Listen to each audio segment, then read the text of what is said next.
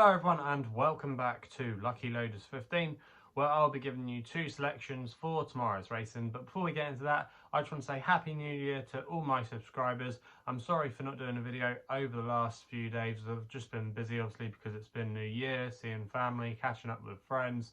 So yeah, it's just been that time of year where I haven't been that active on my YouTube channel. I did say that in my last video, so if you've been wondering where I am, apologies for that. But yeah, looking forward to getting back into the swing of things. Overall, I have to say 2021 wasn't a bad year. We had some good moments along the way. We had some nice price winners. You might remember we had a 50-1 Longshot win back in the summer at Epsom. We had also as well Cloudy Glen. I advertised to win the Labrooks Trophy. We had a nice win in Nap, I remember this time last year, 20-1 at Wincanton. So we had some nice price winners along the way. We had some good patches. Obviously we had some bad patches as well. That's the way the tipping game goes, but overall we were up for the year. Probably not my best year since doing videos on YouTube. Probably if we go back a few years to when I was doing videos on the Punters Page YouTube channel, they were slightly better years, but on the whole it wasn't bad. But yeah, I would have liked to have done slightly better, and hopefully we can do that moving forward. So it's keeping the old point system going. I've done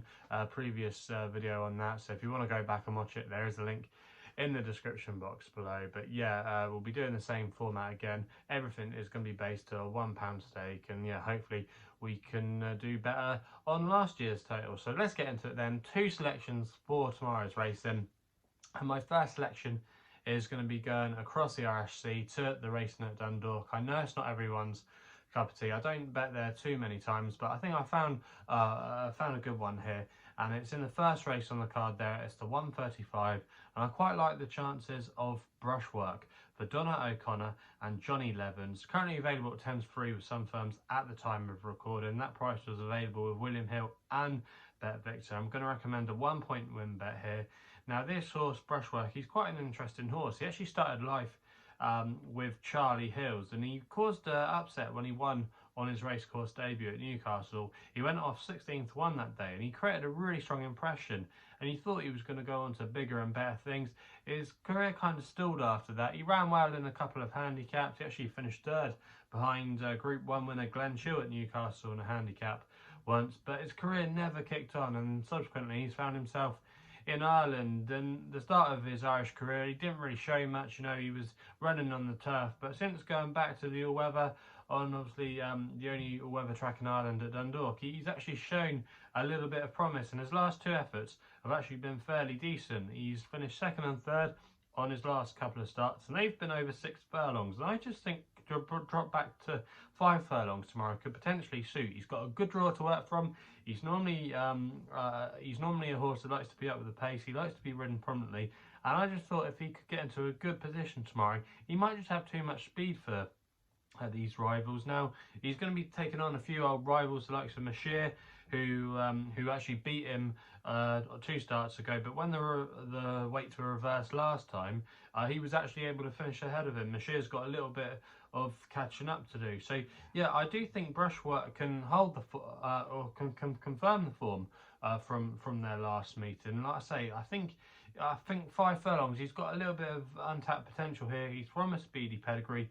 He's off a fair mark of 82. I definitely think there are races in him, and I just thought 10-3 here, he wasn't a bad price, and he might just be able to get his head in front this time after some consistent performances. So yeah, he's going to be my next best of the day in the 135 at Dundalk.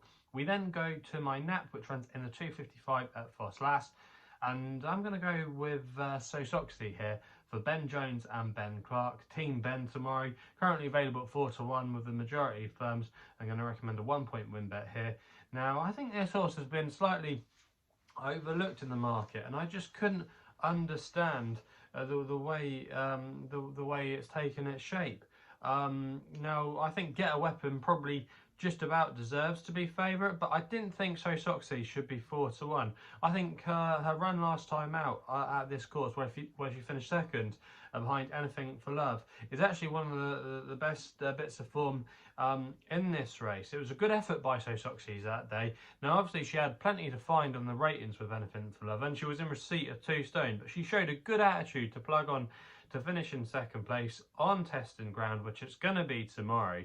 And yeah, like I say, she did really well, because Anything for Love is a classy mesh. If you go back through form, Anything for Love, she's actually a grade 2 winner. So to get not too far behind her was not a bad effort at all. And she was actually dropped down to a mark of 92, believe it or not. I couldn't believe that she was dropped a couple of pounds. Now, Ben Jones is going to be taking over tomorrow, which I think is a massive upgrade. It was an amateur rider last time out that I'm not too familiar with, a £7 claimer. So it's going to be an upgrade, you've got to think, with Ben Jones here. And I just thought of a nice low racing weight. And dropping back to this trip, which I think won't be a negative, I thought she had really strong claims. Now, Get a Weapon is probably the one she has to beat, but she's got question marks. She's unproven at the trip, but it probably will suit her. But she's had a hard race last time out at Exeter, only last week, so she's not got long to get over this. Kim Bailey's team, you have to say, haven't been in the greatest form this season, and I'm a bit concerned about this horse's win. She's having a second run after wind surgery, which I know for some people is a positive, but she's going to be wearing a tongue tie. And she would only be wearing a tongue tie, a first-time tongue tie, if they obviously thought there was slight problems with her breathing. So I just thought there she was a bit skinny, and so Socksy ran a valiant effort last time out. It was going to be getting near of 2 stone off her. I just thought it could be a tough ask, especially if it got into a battle. You've got Gail Vallis in here, who's got to prove herself for the extra trip. She doesn't really like testing conditions. And then Sheila Lewis's horse is 3-1 with some firms. I don't know how the hell that horse is that price now. I know she won an Irish point to point, but she's been stuffed in all her runs so far in the UK, and obviously she is going to be taking on mares here, which might be a little bit easier, but still, you know, she's got it all to do. I just think So Socksy here, if she replicates that run she did last time at this track, I just think she's massively overpriced here. If I was pricing her up, I'd probably have her in round about maybe even a short of 6-4, maybe 7-4 favourite, you know, I do, or co-favourite. I do think that the market's got it slightly wrong here, and it'd be interesting to see if she does come in for a bit of support. Ben Clark hasn't been going too long, but he has had a few winners, so that doesn't concern me at all. I just thought So Socksy here, if she runs up to that Ffos Las run last time out, I think she's clearly the one they've got to beat. And for me, I'm quite sweet on her chances tomorrow, so that's why she's going to be my nap of the day. So they're the 2 selections for tomorrow's racing. Let me know in the comments below what you're going to be backing tomorrow. Also as well, if you're new to my YouTube channel, don't forget to subscribe here to my YouTube channel at LuckyLoaders15. Hit that thumbs up button as well. Also as well, if you want to follow me on social media, Twitter is the place to do so, where my handle is at LuckyLoader15. And if you want to find out a little bit more about myself, my website is www.chrisloaderracing.co.uk. So please game responsibly. Hopefully we can have some winners to kick off 2022, and we'll be seeing you again soon.